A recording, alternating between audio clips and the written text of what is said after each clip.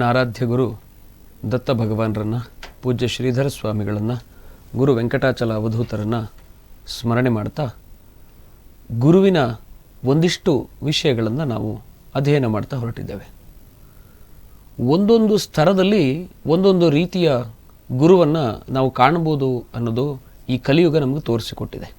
ಶಿಕ್ಷಣಕ್ಕೆ, ಒಪ್ಪತ್ತು ಊಟಕ್ಕೆ ಈ ಸಮಾಜಕ್ಕೆ ತತ್ವಾರವಾದಾಗ ಈ ಸಮಾಜದಲ್ಲಿ ಅದು ಎಷ್ಟೋ ಮಠಗಳ ಮಠಾಧೀಶರು ಶಿಕ್ಷಣ ಸಂಸ್ಥೆಗಳನ್ನು ಕಟ್ಟಿ ಬಡ ಮಕ್ಕಳನ್ನು, ಅನಾಥ ಮಕ್ಕಳನ್ನು, ಅಂಧ ಮಕ್ಕಳನ್ನು ತಮ್ಮ ಜೊತೆಗೊಳಿಸಿಕೊಂಡು ಅವರಿಗೆ ಜ್ಞಾನ ಮತ್ತು ಹಸಿವು ಎರಡನ್ನು ಕೂಡ ನೀಗಿಸಿದ್ದಾರೆ.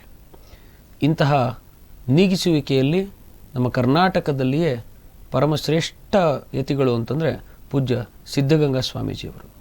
ಇವರು ಗುರುವಿನ ಸ್ಥಾನದಲ್ಲಿ ನಿಂತು ಲಕ್ಷಾಂತರ ಜನ ವಿದ್ಯಾರ್ಥಿಗಳ ಜೀವನದಲ್ಲಿ ಇವತ್ತು ಬೆಳಕಾಗಿದ್ದಾರೆ. ತನ್ನನ್ನು ದರ್ಶನಕ್ಕೆ ಬಂದಂಥ ಭಕ್ತರಿಗೂ ಆಶೀರ್ವಾದ ಮಾಡಿ, ಆ ಆಶೀರ್ವಾದ ಕೇವಲ ಸೂಕ್ಷ್ಮ ರೂಪದಲ್ಲಿರುವುದು ಬೇಡ, ಬಾಹ್ಯ ರೂಪದಲ್ಲಿರಲಿ, ನಿಮ್ಮ ಮನೆಯ ಮಕ್ಕಳಿಗೆ ನಾನು ಶಿಕ್ಷಣವನ್ನು ಕೊಡಿಸುವಂಥ ಪ್ರಯತ್ನ ಮಾಡ್ತೇನೆ ಅಂಥೇಳಿ ತಮ್ಮ ಜೋಳಿಗೆಯನ್ನು ಹಿಡಿದು ಊರೂರು ತಿರುಗಿ ಅಕ್ಕಿಯನ್ನು ತಂದು ಆ ಮಕ್ಕಳಿಗೆ ಅನ್ನವನ್ನು ನೀಡುವಂಥ ಕೆಲಸ ಮಾಡಿದ್ರಲ್ಲ, ಇದು ನಮ್ಮ ಸನಾತನ ಧರ್ಮದಲ್ಲಿರುವಂಥ ಅತ್ಯಂತ ಶ್ರೇಷ್ಠವಾದಂಥ ಗುರುವಿನ ತತ್ವ ಅಂತಂದರೆ ತಪ್ಪಾಗಲಾರದು.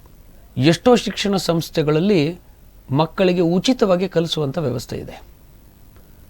ಮತ್ತು ಇದೆಲ್ಲದಕ್ಕಿಂತ ವಿಶೇಷ ಗುರುವಿನ ಆತ್ಮ, ಗುರುವಿನ ಮನಸ್ಸು ಹೇಗಿರುತ್ತೆ ಅಂತಂದರೆ, ಸಾರ್ವಜನಿಕ ಕಾರ್ಯಕ್ರಮ, ಹಬ್ಬ, ಉತ್ಸವ, ತಿರುಗಾಟಗಳು ಅಥವಾ ಪೊಲೀಸರು ಏನಾದರೂ ತೊಂದರೆ ಆಗಿದೆ ಅಂತೇಳಿ 144 ಸೆಕ್ಷನ್ ಜಾರಿ ಮಾಡಿಕೊಂಡು ಪೊಲೀಸರು ಗಸ್ತಿಗೆ, ಕಾವಲಿಗೆ ಇದ್ದರೆ ಆ ನಿಂತಂಥ ಪೊಲೀಸರು ನಮ್ಮ ಸಹೋದರರು, ನಮ್ಮ ಬಂಧುಗಳವರು, ಅವರಲ್ಲೆಲ್ಲೋ ಇರೋದು ಬೇಡ, ಮಠದಲ್ಲಿ ಬಂದು ವಾಸ್ತವ್ಯ ಮಾಡಲಿ, ಮಠದಿಂದ ಅವರಿಗೆ ಊಟದ ವ್ಯವಸ್ಥೆ ಮಾಡೋಣ ಅಂಥೇಳಿ ಹತ್ತಿರದಲ್ಲಿ ಇರುವಂಥ ಧಾರ್ಮಿಕ ಕೇಂದ್ರಗಳು ಅವರಿಗೆ ಆಶ್ರಯವನ್ನು ಕೊಡುವಂಥ, ಅವರ ಸೇವೆಯನ್ನು ಮಾಡುವಂಥ ಪ್ರಯತ್ನ ಮಾಡುತ್ತೆ.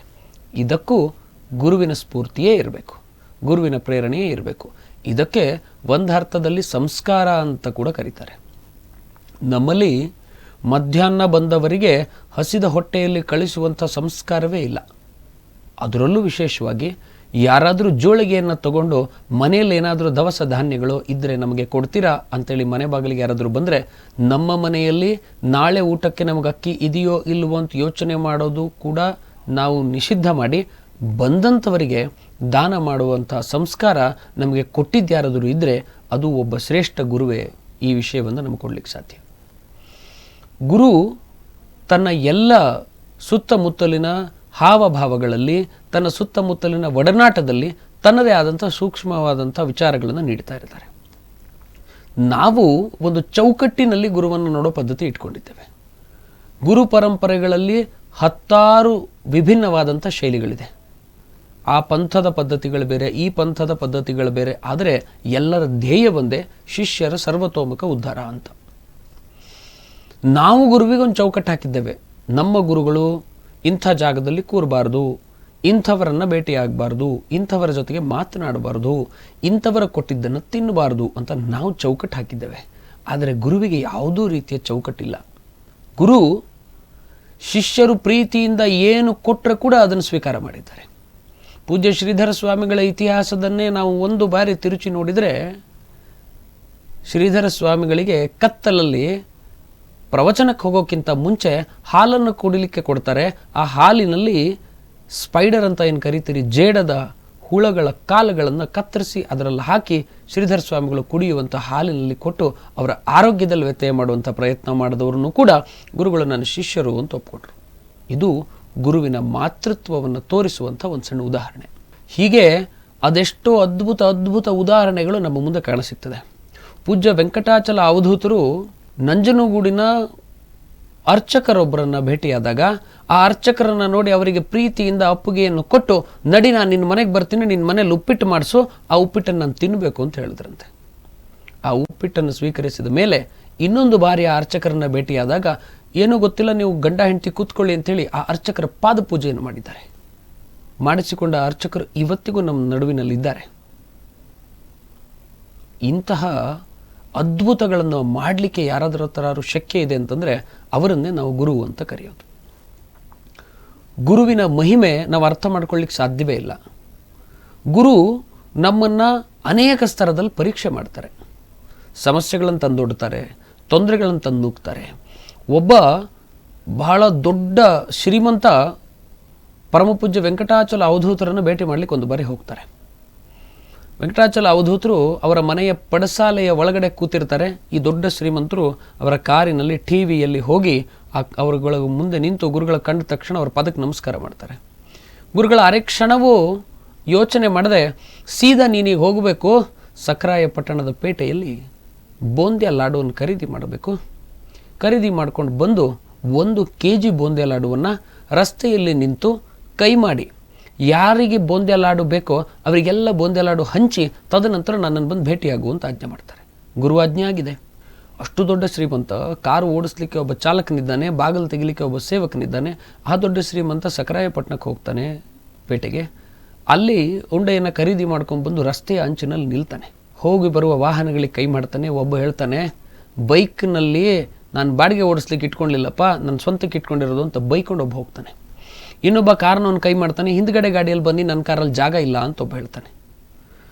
ಇನ್ನೊಬ್ಬನಿಗೆ ಕೈ ಮಾಡಿದಾಗ ವಾಹನ ನಿಲ್ಲಿಸ್ತಾನೆ, ಉಂಡೆಯನ್ನು ತೋರಿಸ್ತಾರೆ, ಉಂಡೆ ತಿನ್ನೋದಿಲ್ಲ ಅಂತ ಹೇಳ್ತಾನೆ. ಕಾರಣ ಏನು ಅಂತ ಕೇಳಿದ್ರೆ, ಯಾರ್ಯಾರೋ ಕೊಟ್ಟಿದ್ದನ್ನೆಲ್ಲ ತಿನ್ನೋ ಪದ್ಧತಿ ನಮಗಿಲ್ಲ, ನೀವು ಯಾಕೆ ಕೊಡ್ತಾ ಇದ್ದೀರಿ ಅಂತ ನಮ್ಗೆ ಗೊತ್ತಿಲ್ಲ, ನೀವು ಕೊಟ್ಟಿರೋ ಉಂಡೆ ತಿನ್ನೋದಿಲ್ಲ ಅಂತ ಹೇಳ್ತಾನೆ. ಹೀಗೆ ಬೆಳಗ್ಗಿನಿಂದ ಸಂಜೆಯ ತನಕ ಕಾದು ಕಾದು 1000ದಲ್ಲಿ 26 ಜನ ಆ ಉಂಡೆಯನ್ನು ತಿಂತಾರೆ. 1 kgಗೆ ಬರುವ 26 ಉಂಡೆಗಳು ಖಾಲಿ ಆಗ್ತವೆ. ಅದಾದಮೇಲೆ ಪೂಜ್ಯ ವೆಂಕಟಾಚಲ ಅವಧೂತರು ಭೇಟಿಯಾಗ್ತಾರೆ. ಭೇಟಿಯಾದಾಗ ಆ ಶಿಷ್ಯ ತನಗೆ ಯಾಕೆ ಗುರು ಈ ಪರೀಕ್ಷೆ ಮಾಡಿದ್ರು ಅಂತ ಪ್ರಶ್ನೆ ಕೇಳೋದೇ ಇಲ್ಲ. ಆದರೆ ಶಿಷ್ಯನ ಭಾವಕ್ಕೆ ಅರ್ಥ ಆಗಿತ್ತು, ಗುರು ನೀನು ನಿನ್ನ ದುರಹಂಕಾರವನ್ನು ಮೊದಲು ಕಳೆದುಕೊಂಡು ನನ್ನ ಬಳಿ ಬಾ ಅನ್ನೋದಕ್ಕೆ ಸೂಕ್ಷ್ಮವಾಗಿ ಇದೊಂದು ಕಾರ್ಯವನ್ನು ಮಾಡಿಸಿದ್ರು ಅಂತ. ಇಂತಹ ಅದೆಷ್ಟೋ ಜ್ವಲಂತ ಉದಾಹರಣೆಗಳಿದೆ. ಅದೆಷ್ಟೋ ಜ್ವಲಂತ ಉದಾಹರಣೆಗಳು ನಮ್ಮ ಕಣ್ಣು ಮುಂದೆ ಸಾಕ್ಷೀಭೂತವಾಗಿ ನಿಂತಿದೆ.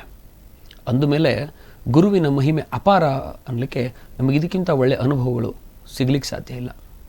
ಕೊಪ್ಪಳದ ಅಭಿನವ ಗವಿಸಿದ್ದೇಶ್ವರರನ್ನು ನೆನಪು ಮಾಡಿಕೊಂಡ್ರೆ ಅವರ ಮಗುವಿನ ಮನಸ್ಸು, ಆ ಹಾಲ್ಗೆನ್ನೆಯ ನಗು ನೋಡಿದವರನ್ನು ಒಂದು ಬಾರಿ ಇವರ ಪಾದ ಸ್ಪರ್ಶ ಮಾಡಬೇಕು ಅಂತ ಅನಿಸುತ್ತೆ. ಕಾರಣ ಏನು ಅಂತಂದರೆ, ಅವರಲ್ಲಿರುವಂಥ ಆ ಅದ್ಭುತವಾದಂಥ ಆತ್ಮ ಇದೆಯಲ್ಲ. ಕೊಪ್ಪಳದ ಗವಿಸಿದ್ದೇಶ್ವರರ ಜಾತ್ರೆ ಆದರೆ ಪೂಜ್ಯ ಸ್ವಾಮೀಜಿಯವರೇ ಖುದ್ದು ರಾತ್ರಿ ಕಾರ್ಯಕ್ರಮಗಳು ಮುಗಿದ ಮೇಲೆ ಲಕ್ಷಾಂತರ ಜನ ಊಟ ಮಾಡುವಂತಹ ಆ ಕಾರ್ಯಕ್ರಮದಲ್ಲಿ ಪೂಜ್ಯ ಸ್ವಾಮೀಜಿಯವರೇ ನಿಂತು ಕಾರ್ಯಕ್ರಮ ಹೇಗಾಯಿತು, ಕಾರ್ಯಕ್ರಮದಲ್ಲಿ ಅಡುಗೆಯವರು ಏನು ಮಾಡ್ತಾ ಇದ್ದಾರೆ ಅಂಥೇಳಿ ಪ್ರತಿಯೊಬ್ಬ ಅಡುಗೆಯವರನ್ನು ಮಾತನಾಡಿಸಿ ನಾಳೆ ಇನ್ನೂ ಚೆನ್ನಾಗಿ ಮಾಡೋಣ ನಾವೆಲ್ಲ ಸೇರಿ ಅನ್ನುವಂಥ ಸ್ಫೂರ್ತಿ ನೀಡೋದಿದೆಯಲ್ಲ, ಇಂಥ ಗುರು ಇವತ್ತು ಸಮಾಜದ ಕಣ್ಣನ್ನು ತೆರೆಸ್ತಾ ಇದ್ದಾರೆ ಅಂತಂದರೆ ತಪ್ಪಾಗಲಾರ್ದು. ಹಿಂದೆ ಈ ಸಮಾಜಕ್ಕೆ ಸಂಸ್ಕಾರ ಇತ್ತು, ಆದರೆ ಈಗ ಆ ಸಂಸ್ಕಾರ ಕೊಂಚ ಮಟ್ಟಿಗೆ ಕಡಿಮೆ ಆಗ್ತಾ ಇದೆ, ಪಾಶ್ಚಿಮಾತ್ಯ ಸಂಸ್ಕೃತಿ ಬಂದು ಅಂತ ಅನೇಕರಿಗೆ ಅನಿಸಿದ್ದಿದೆ. ಆದರೆ ಒಂದು ನೆನಪಿರಲಿ, ನಮ್ಮ ಈ ಸಮಾಜದಲ್ಲಿ ಅತ್ಯಂತ ಬಲಿಷ್ಠವಾದಂಥ ಗುರುಗಳು ಹಾಕಿಕೊಟ್ಟಂತಹ ದಿವ್ಯ ಭೂಮಿಕೆ ಯಾವ ಕಾರಣಕ್ಕೂ ಸಮಾಜದಲ್ಲಿ ಯಾವುದೇ ಏರಿಳಿತಗಳನ್ನು ಮಾಡಲಿಕ್ಕೆ ಬಿಡೋದಿಲ್ಲ. ಯುಗ ಯುಗಗಳು ಬದಲಾಗ್ಬೋದಷ್ಟೇ, ಆದರೆ ಈ ಸಿದ್ಧಾಂತಗಳು, ತತ್ವಗಳು, ಧರ್ಮದ ಮೇಲಿನ ಅಭಿಮಾನ, ವಿಶ್ವಾಸ, ಅಂತಃಕರಣದಲ್ಲಿ ಇರುವಂಥ ಭಕ್ತಿ ಯಾವ ಕಾರಣಕ್ಕೂ ಬದಲಾಗಲಿಕ್ಕೆ ಸಾಧ್ಯ ಇಲ್ಲ. ಎಷ್ಟೋ ಜನ ದಾಳಿಕೋರರು ಬಂದು ಏನೇನು ದಾಳಿ ಮಾಡಿದ್ರೆ ಬದಲಾಗಲಿಲ್ಲ. ಅಂಥದ್ರಲ್ಲಿ ಈ ನಮ್ಮ ಭವ್ಯ ಸನಾತನ ಧರ್ಮದಲ್ಲಿ ಗುರುಗಳು ಹಾಕಿಕೊಟ್ಟಂಥ ಆಜ್ಞೆ ಯಾವ ಕಾರಣಕ್ಕೂ ಬದಲಾಗಲಿಕ್ಕೆ ಸಾಧ್ಯ ಇಲ್ಲ. ಎಷ್ಟೋ ಜನರ ಮನೆಗಳಲ್ಲಿ ಅವರವರ ನೆಚ್ಚಿನ ಗುರುಗಳ ಭಾವಚಿತ್ರವನ್ನು ಅವರ ಮನೆ ಪ್ರವೇಶ ಮಾಡುವಂಥ ಕೋಣೆಯಲ್ಲೇ ಅವ್ರು ಹಾಕಿರ್ತಾರೆ, ಹಾಲ್ನಲ್ಲಿ ಅವ್ರು ಹಾಕಿರ್ತಾರೆ. ಕಾರಣ ಏನು ಅಂತಂದರೆ, ಒಳಗೆ ಬಂದ ತಕ್ಷಣ ಆ ಗುರುವಿನ ತೇಜಸ್ಸು ನಮಗೆ ಕಾಣಬೇಕು, ಹೊರಗಡೆ ಹೊರಡಬೇಕಾದ್ರೂ ಕೂಡ ಆ ಗುರುವಿನ ತೇಜಸ್ಸು ನಮ್ಮ ಕಣ್ಣಿಗೆ ಬಿದ್ದು ಹೋದರೆ ನಾವು ಮಾಡುವಂಥ ಕೆಲಸದಲ್ಲಿ ಯಶಸ್ವಿ ಆಗ್ತೀವಿ ಅನ್ನೋ ಒಂದು ನಂಬಿಕೆ. ಗುರು ಮನಸ್ಸಿನಿಂದ ಏನಾದರೂ ಆಶೀರ್ವಾದ ಮಾಡಿಬಿಟ್ರೆ ನಮ್ಮ ಒಟ್ಟಾರೆ ಶಕ್ತಿಯಲ್ಲಿ ಆ ಬದಲಾವಣೆ ನಾವು ಕಂಡಂಥ ಅದೆಷ್ಟೋ ಅನುಭವಗಳು, ನಿದರ್ಶನಗಳು ನಮ್ಮ ಕಣ್ಣು ಮುಂದಿದೆ. ಹೀಗಿರುವಾಗ ಗುರು ನಮಗೆ ಎಲ್ಲರಿಗೂ ತನ್ನದೇ ಆದ ರೀತಿಯಲ್ಲಿ, ತನ್ನದೇ ಆದ ಓಗದಲ್ಲಿ ಸಂಸ್ಕಾರವನ್ನು ಕಲಿಸ್ತಾರೆ. ಇತಿಹಾಸದಲ್ಲಿ ಶುಕ್ಲಾಚಾರ್ಯರು ಎನ್ನುವಂಥ ಒಬ್ಬ ಗುರುಗಳಿದ್ದರು, ಒಬ್ಬ ಶ್ರೇಷ್ಠ ಯತಿಗಳು. ಅವರು ತಪಸ್ಸಿಗೆ ನಿಂತರೆ ಭೂಮಂಡಲವನ್ನೇ ಅಲ್ಲಾಡಿಸಬಲ್ಲಂಥ ಯತಿಗಳು. ಆದರೆ ಆ ಗುರುಗಳು ಯಾರಿಗೆ ಸಹಾಯ ಮಾಡ್ತಿದ್ರು ಅಂತಂದರೆ, ಅಸುರರಿಗೆ, ಅಂದರೆ ರಾಕ್ಷಸರಿಗೆ ಸಹಾಯ ಮಾಡ್ತಿದ್ರು. ಅವರ ಹತ್ರ ಮೃತ ಸಂಜೀವಿನಿ ವಿದ್ಯೆ ಇತ್ತು ಅಂತ ನಾವು ಓದಿದ್ದೇವೆ. ಸತ್ತಂಥ ಮನುಷ್ಯನನ್ನು ಬದುಕಿಸುವಂಥ ಶಕ್ತಿ ಶುಕ್ಲಾಚಾರ್ಯರ ಹತ್ರ ಇತ್ತಂತೆ. ಅಂದರೆ ನೀವು ಒಂದು ಚಾಕುವನ್ನು ಗಳಿಸಿಕೊಂಡಿದ್ದೀರಿ ಅಂತಂದರೆ ಅದನ್ನು ಒಳ್ಳೆಯದಕ್ಕೂ ಬಳಸ್ಬೋದು, ಕೆಟ್ಟದ್ದಕ್ಕೂ ಬಳಸ್ಬೋದು. ಹೀಗೆ ಒಬ್ಬ ಗುರು ಮನಸ್ಸು ಮಾಡಿದರೆ ಒಂದು ಒಳ್ಳೆಯ ಸಮಾಜವನ್ನು ನಿರೀಕ್ಷೆ ಮಾಡ್ಬೋದು. ಒಬ್ಬ ಗುರು ಮನಸ್ಸು ಮಾಡಿದರೆ ಇಡೀ ಸಮಾಜವನ್ನು ಅಲ್ಲೋಲ ಕಲ್ಲೋಲ ಮಾಡ್ಬೋದು. ಹೀಗೆ ಸಮಾಜದಲ್ಲಿ ಗುರುವಿನ ಕೊಡುಗೆ ಇರುತ್ತೆ. ಒಂದು ಉದಾಹರಣೆಗಂತ ಒಂದು ಮಾತು ಹೇಳ್ತಾನೆ, ಯಾವ ವೃತ್ತಿಯನ್ನು ಕೆಳಗೆ ಮೇಲೆ ಮಾಡೋ ಸಲುವಾಗಲ್ಲ.